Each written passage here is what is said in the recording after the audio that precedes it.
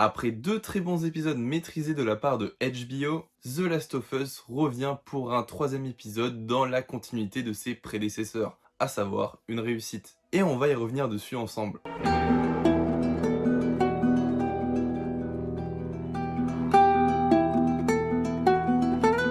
Après deux premiers épisodes qui suivent quasiment à la lettre le jeu, donc on savait à quoi s'attendre, malgré quelques petites différences que l'on a abordées dans la première vidéo, ce troisième épisode change totalement de perspective car c'est très différent de ce que le jeu nous propose. On fait un énorme écart et surtout on modifie un peu l'histoire. C'était une prise de risque, mais pour moi une prise de risque qui est réussie. L'épisode suit les personnages de Bill et de Frank, des personnages très secondaires qui ont néanmoins leur petite importance. Et bien qu'ils ne soient pas développés dans les jeux, Bill n'est que passager, il aide les personnages juste pour une mission, tandis que Frank, on ne voit que son cadavre et une lettre. Donc en gros, Frank n'est pas dans le jeu. Tout un épisode centré sur eux nous a permis déjà de nous attacher à ce personnage, mais surtout, il nous a permis de contextualiser ces deux personnages dans l'univers. Et honnêtement, c'était fabuleux. Donc on commence l'épisode avec Joel et Ellie qui poursuivent leur périple et qui arrivent dans le quartier de Bill et de Frank. Puis on en vient au flashback. Un flashback qui commence lorsque l'épidémie a débuté et on suit le personnage de Bill. Bill, on nous le présente comme un survivaliste, donc quelqu'un qui est théorisé et qui est focus sur son objectif, à savoir survivre.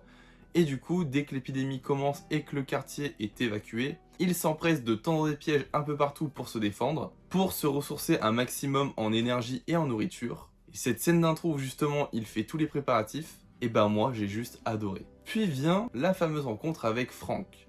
Donc Frank qui tombe dans un de ses pièges, et du coup, et ben déjà on découvre le personnage de Frank pour la première fois, mais surtout, et bien on va avoir un épisode focus sur leur relation. Et honnêtement, ce premier écart vis-à-vis du jeu, eh bien c'était une prise de risque qu'il fallait prendre. J'ai jugé utile puisque ça permet de contextualiser comme je l'ai dit, et honnêtement c'était très réussi. Après un échange super franc entre les deux personnages, Bill il baisse un peu sa garde, et du coup il invite Frank à manger chez lui. Mais surtout, il y a un énorme rapprochement et ils débutent tous les deux une relation amoureuse. Dans le jeu, il est dit que ce sont deux associés, selon les dires de Bill, et bah là, on a totalement une vision différente puisqu'on a un couple gay dans la série. Et honnêtement, je ne vois pas en quoi c'est dérangeant, parce que justement ça renforce leur relation, et honnêtement, moi je trouve ça assez cohérent. L'histoire est juste magnifique. Elle est digne d'un film d'amour réussi, et honnêtement cette prise de risque, je le répète encore, mais c'était réussi. Je trouve que ça apporte un petit plus à la partie manquante dans le jeu.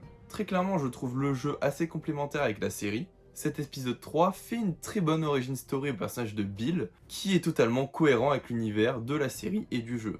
On comble en quelque sorte une partie manquante qui permet de rendre le personnage de Bill encore plus important. Surtout dans cet épisode, donc un peu plus tard, on a la découverte de la rencontre entre Joel et Bill, et donc entre Tess et Joel et Bill et Frank, et honnêtement c'est super cohérent. Ils viennent pour marchander, pour échanger donc des provisions en échange d'armes, et surtout il y a un lien qui commence à se créer. Donc bien qu'il y ait un lien affectif entre Tess et Frank qui est en train de se créer, eh bien Bill et Joel ils restent quand même sur leur garde. Ils ont des échanges assez froids, mais ils ont des intérêts communs car ils ont la même vision du monde. À la fin, on a un personnage de Joel qui est plutôt préventif envers Bill en lui disant eh bien qu'un jour ou l'autre ils se feront attaquer et que leur défense n'est pas assez solide, elles ne tiendront pas. Et donc que des pilleurs pourraient être amenés à piller le petit quartier de Bill et Frank. Et j'ai trouvé ça super intéressant puisque du coup la scène d'après, donc quelques années plus tard, eh bien ils se font attaquer par des pilleurs. Et cette scène elle est incroyable parce qu'elle nous montre vraiment le tempérament du personnage de Bill. Un personnage très courageux, qui n'a peur de rien, et qui est prêt à tout pour se défendre, et surtout pour défendre la personne qu'il aime. Au final, on a 4 ou 5 pilleurs qui sont armés, qui ne peuvent même pas rentrer dans la forteresse de Bill et Frank, tellement il y a de pièges, et surtout tellement Bill se défend super bien. Et là, on a un Bill qui est très bien retranscrit, exactement comme dans le jeu. Et la suite de l'épisode est juste tellement triste, puisque c'est 10 années plus tard, on a un personnage de Frank qui est totalement handicapé, qui semble avoir une maladie mais on n'en sait pas trop. Et du coup on a un personnage de Bill qui fait tout, qui est aux petits soins pour le personnage de Frank. À la fin, on nous offre juste un spectacle tragique mais surtout spectaculaire, ce qui rend l'histoire juste magnifique. Et donc je vais passer au point positif de cet épisode. Le premier point positif, c'est le développement des personnages. c'était une prise de risque, mais franchement, ce développement de personnage était juste très intéressant.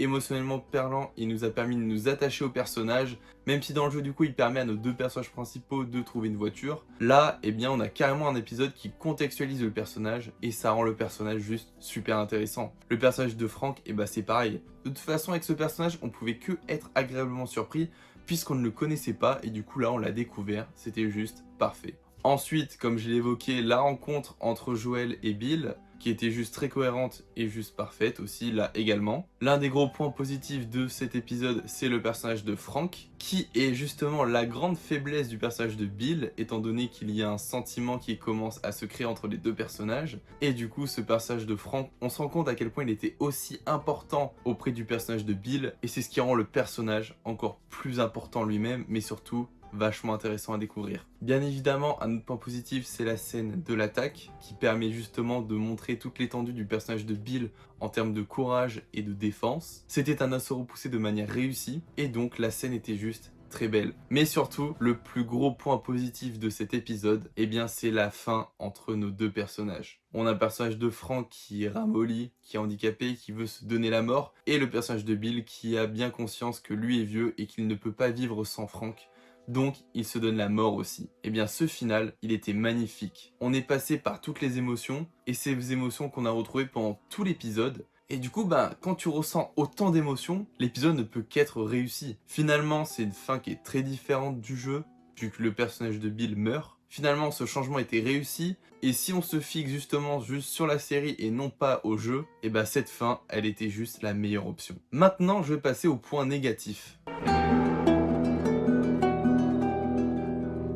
Pour commencer, le plus gros point négatif de cet épisode, ce sont les infectés. Puisque dans le jeu, on nous offre un quartier qui est complètement décimé et donc on voit bien que c'est la fin du monde. Et donc je m'attendais vraiment à voir plein d'infectés dans cet épisode, justement pour accentuer un peu le côté angoissant et terrifiant. Mais là, on ne voit que deux seuls infectés dans cet épisode. On voit l'infecté que trouve Ellie et on voit un infecté qui est en train de se faire prendre dans un piège de Bill. Mais sinon à part ça, on n'a aucun infecté. Et je trouve que c'est vachement dommage. Un autre point négatif, c'est la mort de Bill. Parce que juste de se dire à la suite de la série que Bill est mort, c'est super triste. Et Bill, normalement, il meurt pas. Donc pour moi, je reste assez déçu, mais c'est un point négatif qui peut être aussi un point positif. Donc, et enfin, mon dernier point négatif, c'est la fin de cet épisode. Honnêtement, il y a une facilité déconcertante pour les personnages de Joel et Ellie à trouver une voiture. Alors que normalement, on est censé galérer. Donc je vais vous donner deux avis. Le premier, c'est en tant que joueur du jeu, je reste assez mitigé, parce que bien que l'épisode soit excellent, c'est très différent du jeu, et comme on assiste à la mort de Bill, et surtout à une mission qui est totalement différente, donc là à savoir les deux premières grosses missions du jeu,